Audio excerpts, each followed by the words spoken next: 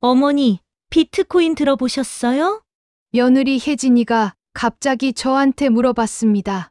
그때가 2017년 가을이었지요. 응. 그게 뭔데? 요즘 대박나는 투자예요. 언니 남편이 1,000만 원 넣었는데 한 달 만에 3천만 원 됐대요. 그래? 그런 게 있어? 근데 그게 안전한 거야? 평생 은행 적금만 들어본 저로서는 이해가 안 됐었거든요. 어머니, 지금 전 국민이 하고 있어요. 안 하면 바보예요. 제 친구들도 다 하는데 다들 돈 벌었대요. 심지어 회사 그만두고 코인만 하는 사람도 있어요. 우리 병진은 뭐래? 병진도 그런 거 한대. 병진 오빠는 겁이 너무 많아요. 기회가 왔는데도 못 잡는 스타일이에요. 그래서 제가 해보려고요. 어머니, 저만 믿으세요. 코인방에서 정보를 알려줘요. 그때 혜진이의 그 자신감 넘치는 목소리. 지금도 귓가에 생생합니다. 혜진아, 그래도 조심해야지. 우리 형편이 그렇게 넉넉한 것도 아니고. 어머니, 걱정 마세요. 저 공부 엄청 했어요. 코인방에서 차트 보는 법도 알려주고 오를 코인도 알려줘요. 이번 기회 놓치면 평생 후회할 거예요. 그때 현관문이 열렸습니다. 퇴근한 병진이었어요. 오빠, 오빠, 왜? 무슨 일 있어? 비트코인 알지? 오빠, 이거 진짜 대박이야. 여보, 그거 위험한 거 아니야? 뉴스에서 봤는데. 오빠도 그래? 왜 다들 그렇게 겁이 많아? 혜진이가 짜증 섞인 목소리로 말했지요. 겁이 많은 게 아니라 조심하는 거지. 우리가 무슨 돈이 있어서. 그러니까 더 해야 하는 거잖아. 이런 기회 아니면 언제 돈 벌어? 혜진아, 진짜 괜찮은 거야? 잃으면 어떡하고. 안 잃어. 내가 공부했다니까. 오빠, 나 좀 믿어. 평생 이렇게 살 순 없잖아. 그날 저녁, 저는 집으로 돌아가면서도 계속 불안했습니다. 뭔가 잘못될 것 같은 느낌이 들었었거든요. 남편한테 말했습니다. 여보, 혜진이가 무슨 코인 투자라는 걸 한답니다. 코인, 그게 뭔데? 나도 잘 모르겠어. 근데 요즘 젊은 사람들이 많이 한대. 돈 잃으면 어쩌려고. 500만 원으로 시작한대. 그 정도면 괜찮지 않을까? 글쎄, 요즘 세상은 나도 모르겠어. 우리 때랑 다르니까. 우리는 그렇게 넘어갔습니다. 그게 시작인 줄도 모르고. 여러분, 제 이야기를 들어주세요. 이야기 시작 전 엘라 채널의 구독과 좋아요는 큰 힘이 됩니다. 제 이름은 김순자입니다. 저는 평생을 일했습니다. 20살에 결혼해서 50년을 일했지요. 봉제 공장에서 20년, 파출부로 10년, 하루도 쉰 적이 없었죠. 남편은 택시를 몰았습니다. 30년 넘게 택시를 몰았어요. 명절에도, 설날에도, 추석에도 쉬지 않고 일했습니다. 우리는 가난했습니다. 정말 가난했지요. 5평도 안 되는 좁은 방에서 아들 병진을 낳았어요. 병진을 처음 안았을 때 저는 맹세했습니다. 이 아이만큼은 저처럼 고생시키지 않겠다고. 이 아이에게는 꼭 집을 가난을 물려주지 않겠다고. 우리는 평생 월세살이였지만 병진만큼은 자기 집에서 살게 하고 싶었습니다. 그래서 미친 듯이 일했습니다. 새벽 5시에 일어나서 봉제 공장에 갔지요. 아침 7시부터 저녁 7시까지 일했어요. 점심시간도 제대로 못 쉬고 미싱 앞에 앉았지요. 퇴근하고는 식당 설거지까지 했죠. 그렇게 20년을 살았어요. 남편도 마찬가지였습니다. 택시를 하루에 12시간씩 몰았어요. 우리는 한 푼도 쓰지 않았습니다. 그렇게 20년을 모았습니다. 드디어 집을 샀어요. 드디어. 경기도 외곽의 15평짜리 낡은 아파트였지요. 계약서에 도장을 찍던 날, 저는 울었습니다. 남편도 울었어요. 우리도 드디어 집이 생겼다는 게 믿기지 않았습니다. 우리는 서로를 껴안고 한참을 울었습니다. 그 작은 집이 제게는 궁전이었어요. 매일 아침 일어나면 믿기지 않았었거든요. 병진은 그 집에서 자랐습니다. 중학교, 고등학교를 졸업했지요. 착한 아이였습니다. 공부는 잘하지 못했지만 효자였어요. 전문대를 졸업하고 회사에 취직을 했죠. 그러다 병진이 37살 되던 해에 혜진이를 만났습니다. 처음 혜진이를 봤을 때 정말 예뻤습니다. 키가 168cm쯤 됐고 얼굴이 미인형이었지요. 단정하고 깔끔한 모습이었어요. 백화점 인포메이션에서 일한다고 하더군요. 하지만 저는 마음이 불편했습니다. 우리 병진이랑 너무 안 어울리는데 저렇게 예쁜 애가 왜 우리 병진을, 그런 생각이 들었었거든요. 전문대를 나왔고 부모님은 지방에 계신다고 했어요. 혼자 서울에 올라와서 자취한다고 했지요. 백화점 계약직이라 월급이 많지 않다고 했습니다.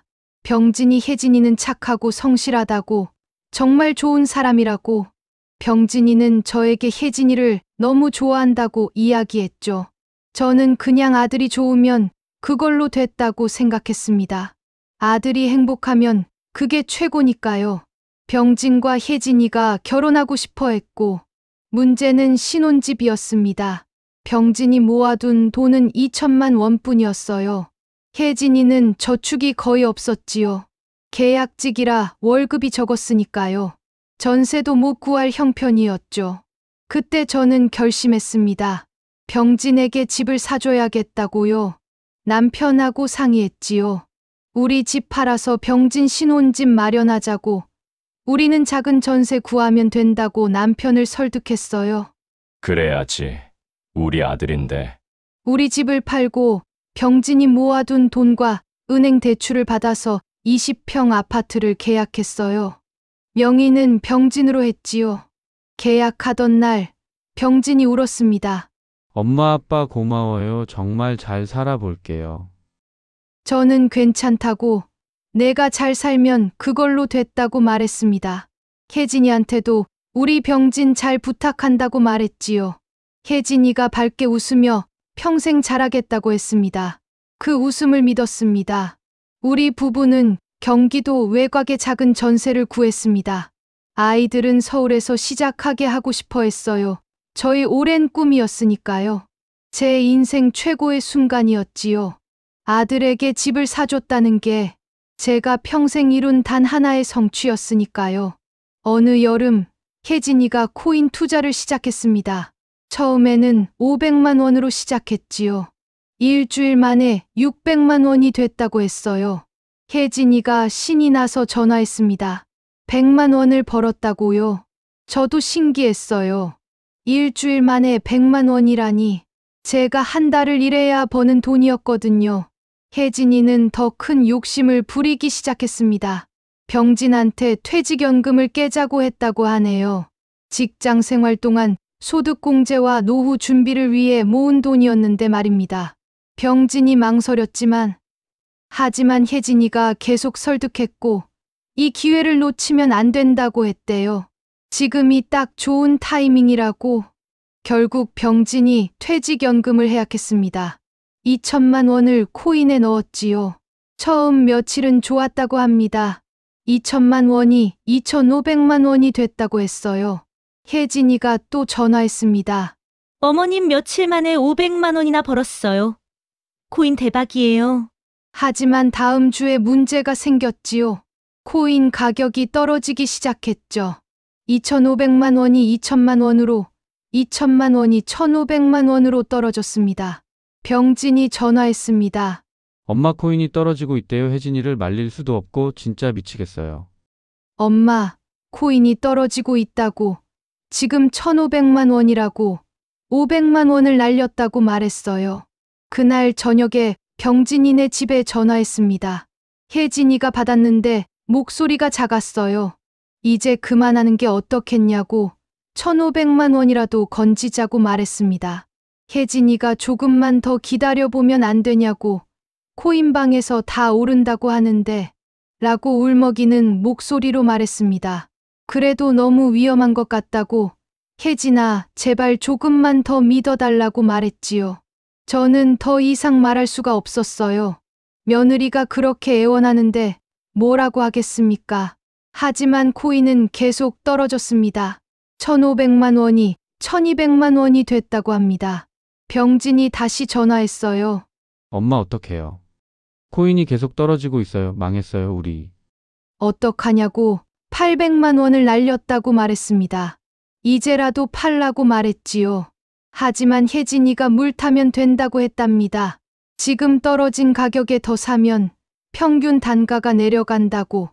그러면 조금만 올라도 본전이라고 말하면서 제가 그게 무슨 소리냐고 물었더니 병진이 쉽게 말하면 지금 돈을 더 넣으면 나중에 손해를 만회할 수 있다는 거라고 설명했습니다. 저는 그날 밤 잠을 못 잤습니다. 너무 불안했거든요. 제발 아무 일 없게 해달라고 기도했습니다. 하지만 제 기도는 소용없었습니다. 며칠 후였습니다. 병진한테서 전화가 왔어요. 은행에서 편지가 왔다고 담보대출 승인 통지서라고 말했습니다. 뭐라고, 무슨 소리냐고 되물었어요. 1억 원이라고, 1억 원 담보대출이 승인됐다고 했습니다. 제 머리가 하얘졌습니다. 그게 무슨 소리냐고 물었지요. 병진도 모르겠다고, 자기는 대출 신청 안 했다고 말했습니다. 남편과 저는 급히 병진이네 집으로 갔습니다. 병진이 현관문을 열었어요. 얼굴이 새하얘져 있었지요. 거실에 혜진이가 앉아 있었습니다. 제가 은행 편지를 들이밀며 이게 뭐냐고 물었습니다. 혜진이가 고개를 들었어요. 눈이 퉁퉁 부어 있었지요. 너가 한 거냐고 물었지요. 혜진이가 그렇다고 대답했습니다. 어떻게 병진 모르게 대출을 받을 수 있냐고 소리쳤습니다. 혜진이가 핸드폰 인증서를 썼다고, 병진 오빠 자는 동안 지문을 찍었다고 말했어요. 병진이 소리를 질렀습니다. 미쳤냐고, 내 핸드폰으로 그런 짓을 하다니. 혜진이가 미안하다고, 정말 급했다고 울면서 말했습니다. 1억 원은 어디 갔냐고 물었지요. 코인에 넣었다고 혜진이가 작은 목소리로 대답했습니다. 지금 얼마냐고 물었습니다. 혜진이가 떨리는 손으로 핸드폰을 확인했어요. 7천만 원이라고 말했습니다. 저는 그 자리에 주저앉았습니다. 1억 원이 7천만 원이 됐다니. 그런데 그게 끝이 아니었습니다. 일주일 후 캐피탈에서 전화가 왔어요. 김병진 씨, 대출 상환 부탁한다고 3천만 원 신용대출 이자가 연체됐다고 말했어요. 병진은 아무것도 모르고 있었습니다. 조사해 보니까 혜진이가 병진 명의로 여기저기서 돈을 빌렸더군요. 캐피탈 A사 3천만 원, 캐피탈 B사 2천만 원, 저축은행 2천만 원, 현금 서비스 1천만 원, 카드론 1천만 원, 총 9천만 원이었습니다. 집 담보대출 1억 원까지 합치면 1억 9천만 원이었어요. 병진이 혜진이한테 소리쳤습니다. 너 정말 미친 거냐고. 1억 9천만 원이 얼마나 큰 돈인데. 혜진이가 미안하다고 울었어요. 미안하긴 뭐가 미안하냐고. 1억 9천만 원이 얼마냐고. 병진이 계속 소리쳤지요. 혜진이가 코인 오르면 다 갚을 수 있다고 말했습니다. 코인이 오르긴 뭐가 올라. 지금 얼마냐고 병진이 물었습니다. 혜진이가 떨리는 손으로 핸드폰을 봤어요. 5천만 원이라고 말했습니다. 1억 9천만 원이 5천만 원이 된 거예요. 1억 4천만 원이 날아간 겁니다. 저는 그 자리에서 기절할 뻔했습니다. 내 평생이 없어졌어요. 기가 막히고 코가 막혔어요. 혜진이가 제 앞에 무릎을 꿇었어요. 죄송하다고, 정말 죄송하다고 말했습니다. 이제 와서 미안하다고 다냐고 남편이 소리쳤습니다. 평생 조용하던 남편이 처음으로 소리를 질렀지요. 당장 팔라고 5천만 원이라도 건지라고 말했습니다. 혜진이가 조금만 더 기다려달라고, 내일까지만 기다려달라고 애원했습니다. 하지만 남편은 안 된다고, 당장 팔라고 소리쳤지요. 혜진이는 안 팔았습니다. 내일까지만 기다려달라고, 내일까지만. 그렇게 말했습니다. 그리고 며칠이 지난 아침이었어요. 병진한테서 전화가 왔어요. 엄마 혜진이가 없어졌어. 짐도 다 없다고, 핸드폰도 꺼져 있다고 했습니다. 메모 같은 거 없냐고 물었습니다. 있다고, 종이 한 장이 있다고 했어요. 뭐라고 쓰여 있냐고 물었지요. 오빠 미안해. 이게 전부라고 병진이 말했습니다. 전화기를 든 제 손이 떨렸습니다. 병진이야, 병진이야. 병진이 울고 있었습니다. 엄마, 나 어떡해. 혜진이가 사라진 후 지옥이 시작됐습니다. 매일 전화가 왔죠. 김병진 씨 대출금 상환하라고, 이자라도 내라고, 법적 조치 취하겠다고. 그런 전화들이 계속 왔어요. 집 앞에도 사람들이 찾아왔습니다. 채권 추심원들이었지요. 김병진 씨 계시냐고, 돈 갚으라고 소리쳤습니다. 병진은 출근길이 고통이었다고 합니다. 경찰서에도 갔습니다. 실종 신고를 하고 사기로 고소했지요. 경찰이 차갑게 말했어요. 찾기 어려울 거라고, 핸드폰도 꺼져 있고 카드도 안 쓰면 추적이 불가능하다고 했습니다. 그럼 어떡하냐고, 1억 9천만 원이라고 말했지요. 법원에 소송 걸고 경찰은 수사 계속하겠다고. 그게 전부였습니다. 석 달 후 법원에서 편지가 왔습니다. 부동산 강제 경매 개시 결정. 집이 경매로 넘어간 겁니다. 병진이 전세집으로 저희를 찾아왔어요. 엄마 아빠 죄송해요. 다 제 잘못이에요. 미안하다고, 다 자기 잘못이라고 울었습니다. 제가 아니라고, 내 잘못이 아니라고 말하며 병진을 끌어안았습니다. 엄마가 평생 모은 돈인데 라고 병진이 울었습니다. 남편도 울었지요. 저도 울었습니다. 우리는 그렇게 한참을 울었습니다. 경매로 집이 팔렸습니다. 새 주인이 명도 소송을 냈지요. 우리는 병진이 짐 싸는 것을 도왔습니다. 20년을 모아 산 집인데 제 가슴이 찢어지는 것 같았습니다. 짐을 싸면서 울었어요. 병진 어렸을 때 사진들, 가족 사진들, 모든 게 그 집에 있었거든요. 어디로 가냐고 남편이 물었습니다. 모르겠다고 대답했지요. 우리는 갈 곳이 없었습니다. 병진은 고시원으로 갔습니다. 3평짜리 방이었어요. 창문도 없고 화장실은 공용이었습니다. 우리 부부는 전세 보증금 5천만 원을 돌려받았습니다. 하지만 다시 전세를 구하기엔 부족했어요. 지하 반지하 월세방으로 갔습니다. 보증금 1천만 원에 월세 50만 원이었지요. 10평도 안 되는 좁은 방이었습니다. 창문은 있었지만 반지하라 어두웠어요. 곰팡이 냄새가 났습니다. 아들 결혼 잘못 시켜서 평생 모은 게 다 날아갔어. 남편이 중얼거렸습니다. 저는 파출부를 다시 시작했어요. 70살의 말입니다. 하루에 3만 원씩 벌었지요. 남의 집 청소를 했습니다. 허리가 아파도 참았어요. 남편은 편의점 야간 알바를 시작했습니다. 병진은 회사를 그만뒀습니다. 소문이 나서 더 이상 다닐 수가 없다고 했어요. 일용직 건설 현장에서 다시 일을 하기 시작했어요. 우리는 그렇게 하루하루 버텼습니다. 6개월이 지났습니다. 어느 날 남편이 자꾸 기침을 했어요. 괜찮냐고 물었더니 감기인가 보다고 대답했습니다. 하지만 기침이 계속됐습니다. 남편이 점점 야위어 갔어요. 밥도 잘 안 먹었습니다. 입맛이 없다고 했지요. 병원 가보자고 말했습니다. 괜찮다고, 돈 아깝다고 남편이 거절했어요. 밤에 남편이 혼자 우는 소리가 들렸습니다. 내가 무능해서 미안하다고 중얼거렸지요. 제가 남편을 안았습니다. 당신 잘못 없다고 말했습니다. 하지만 남편은 점점 말이 없어졌어요. 그러던 어느 날 새벽이었습니다. 편의점에서 전화가 왔어요. 김순자 씨 맞냐고, 남편분이 쓰러지셨다고 말했습니다. 저는 급히 편의점으로 달려갔습니다. 남편이 바닥에 쓰러져 있었어요. 여보, 여보, 라고 불렀지만 대답이 없었습니다.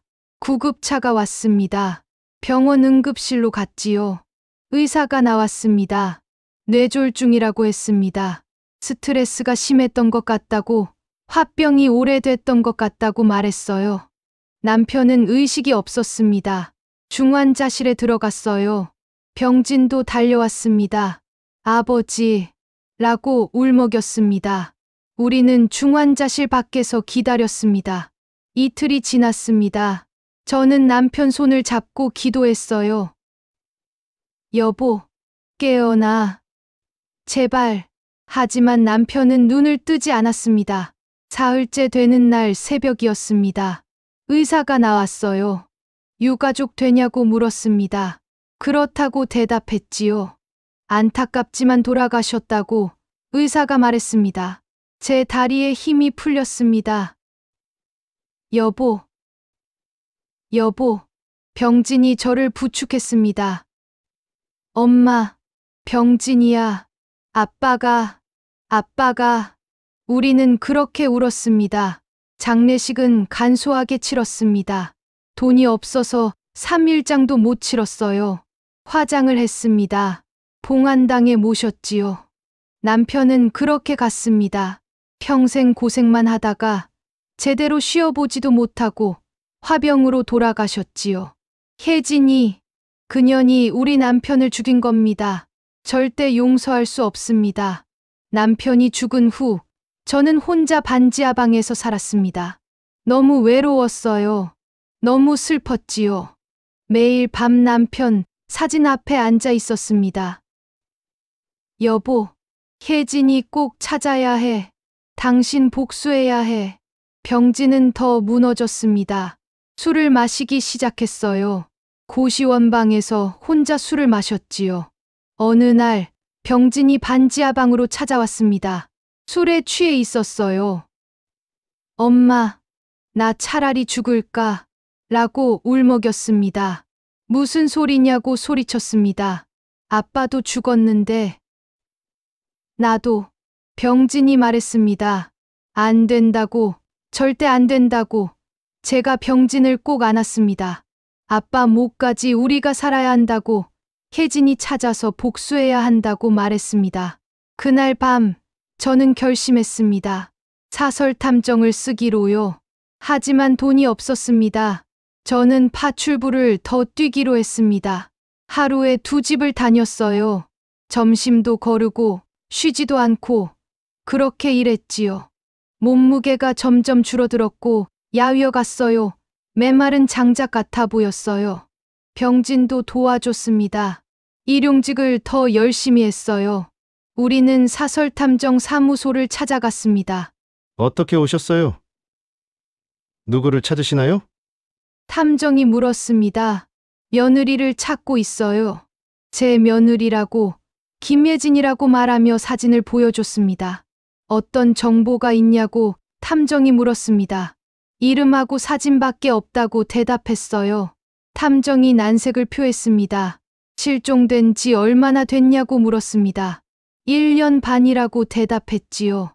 찾기 어려울 것 같다고 탐정이 말했습니다.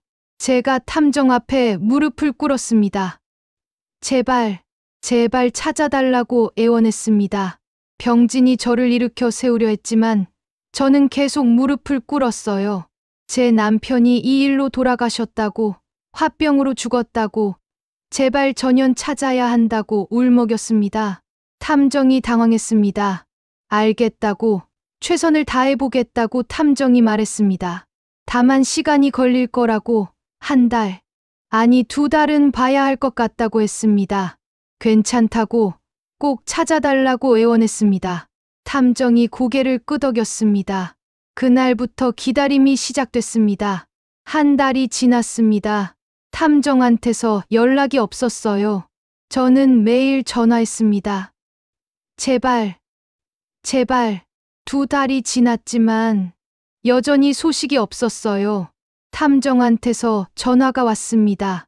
추가 비용이 필요하다고 어떻게든 마련해서 주겠다고 이야기했죠. 몸이 안 좋았지만 참으며 계속 일을 해서 비용을 마련했죠. 어느 날 탐정한테서 전화가 왔습니다. 찾았다고 말하더군요. 제 심장이 쿵 내려앉았습니다. 그렇다고 강남에 있다고 탐정이 말했습니다. 강남이라고요? 라고 되물었습니다. 그렇다고 내일 사무실로 오면 사진 보여주겠다고 했습니다. 다음 날 병진과 저는 탐정 사무소로 갔습니다. 탐정이 사진들을 보여줬어요. 외제차 타고 내리는 혜진이 명품 옷에 명품 가방을 들고 있었습니다. 예전보다 더 예쁘게 꾸미고 있었어요. 옆에 중년 남자가 있었습니다. 혜진이와 팔짱을 끼고 걷고 있었지요. 혜진이가 환하게 웃고 있었어요. 제 손이 떨렸습니다. 병진은 말을 잃었습니다. 탐정이 설명했습니다. 김예진, 현재 강남의 한 아파트에 거주 중이라고, 나이 차이가 많이 나는 남자가 동거 중이라고 이야기했죠. 동거라고요? 라고 물었습니다. 그렇다고 최 씨는 3년 전에 이혼한 이혼남이라고, 자산이 수십억 원대로 추정된다고 탐정이 말했습니다. 처음부터 계획이었다고 제가 중얼거렸습니다. 더 조사한 결과 김예진은 병진과 만나기 전부터 최 씨를 알고 있었다고 탐정이 말했습니다. 병진이 소리쳤습니다. 뭐라고요? 백화점에서 일할 때 최 씨가 고객으로 만났고 그때부터 관계가 시작됐다고, 결혼 후에도 계속 몰래 만났다고 탐정이 설명했습니다. 전현이 처음부터 우리를 속인 거라고 제가 말했습니다. 코인 투자 실패 후 최 씨한테 도망쳤다고, 최 씨한테는 거짓말을 했다고 탐정이 말했습니다. 무슨 거짓말이냐고 물었지요. 남편이 도박으로 빚지고 도망쳤다고 했다고, 자기는 피해자라고 말했다고 탐정이 설명했습니다. 병진이 주먹을 쥐었습니다. 이 정도면 경찰에 신고할 수 있다고 탐정이 증거 파일을 건넸습니다. 사진 20장 이상, CCTV 영상, 증인 진술. 고맙다고, 정말 고맙다고 저는 탐정한테 고개를 숙였습니다. 우리 남편까지 죽게 만든 년, 절대 용서 못한다고 중얼거렸습니다. 우리는 모든 증거를 들고 경찰서로 갔습니다. 고소하러 왔다고 말했습니다. 경찰이 증거들을 검토했습니다. 증거가 확실하다고 사기죄, 횡령죄, 문서위조죄로 고소 가능하다고 말했습니다. 바로 잡아달라고 말했지요. 지명수배하겠다고 경찰이 대답했습니다. 일주일이 지났습니다. 경찰한테서 연락이 왔어요. 김예진을 체포했다고 말했습니다. 정말이냐고 물었습니다. 그렇다고 오늘 새벽 강남 아파트에서 긴급 체포했다고 했습니다. 저는 그 자리에 주저앉았습니다. 감사하다고, 정말 감사하다고 울먹였습니다. 경찰서로 갔습니다. 혜진이를 보고 싶었어요. 유치장에 혜진이가 있었습니다. 수갑을 차고 있었지요. 어머니, 라고 혜진이가 저를 봤습니다. 저는 아무 말도 하지 않았습니다. 그냥 쳐다봤어요. 미안하다고, 정말 미안하다고 혜진이가 말했습니다. 우리 남편 돌려내라고 제가 말했습니다. 혜진이가 어머님이라고, 아버님이, 라고 말을 흐렸습니다. 화병으로 돌아가셨다고, 당신 때문에 죽었다고 소리쳤습니다. 혜진이가 울기 시작했습니다. 제가 그렇게까지, 라고 중얼거렸습니다. 그렇게까지라고, 우리 남편 평생 고생만 하다가 당신 때문에 죽었다고 소리쳤습니다. 죄송하다고, 죄송하다고 혜진이가 계속 말했습니다. 이제 와서 미안하다고 다냐고 말하며 저는 돌아섰습니다. 더 이상 보기 싫었어요. 재판이 열렸습니다. 검사가 기소했습니다. 피고인 김예진은 계획적으로 피해자와 결혼의 재산을 편취했다고, 피해 금액은 2억 원에 달한다고, 피해자의 시아버지는 이 사건으로 인한 스트레스로 사망했다고 말했습니다.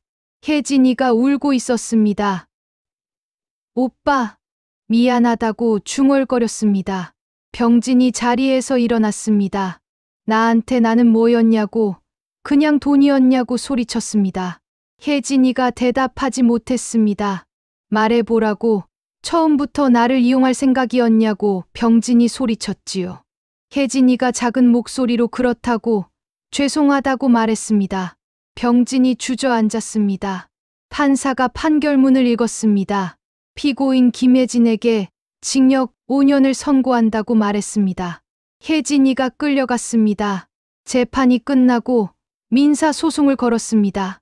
혜진이의 재산을 압류했지요. 예금 3천만 원, 명품들 경매에서 2천만 원, 최 사장한테 받은 돈 5천만 원, 총 1억 원을 환수했습니다. 집은 되돌릴 수 없었지만 일부는 건졌어요. 건진 돈으로 작은 아파트를 샀습니다. 병진이 이번엔 같이 살자고 말했습니다. 그래, 우리 둘이서 힘내자고 대답했지요. 새 집에 들어간 첫날 밤, 저는 남편 사진 앞에 앉았습니다. 여보, 우리 집 생겼다고 이제 편히 쉬라고 말했습니다. 우리는 그렇게 다시 시작했습니다. 그게 3년 전 일입니다. 혜진이는 아직도 감옥에 있습니다. 병진이 재혼하고 싶다고 말했습니다. 그래, 이번엔 정말 잘 봐야 한다고 대답했어요. 이번엔 외모보다 마음을 보겠다고 병진이 말했습니다. 병진이 다시 행복해하는 모습을 보니 저도 마음이 놓였습니다.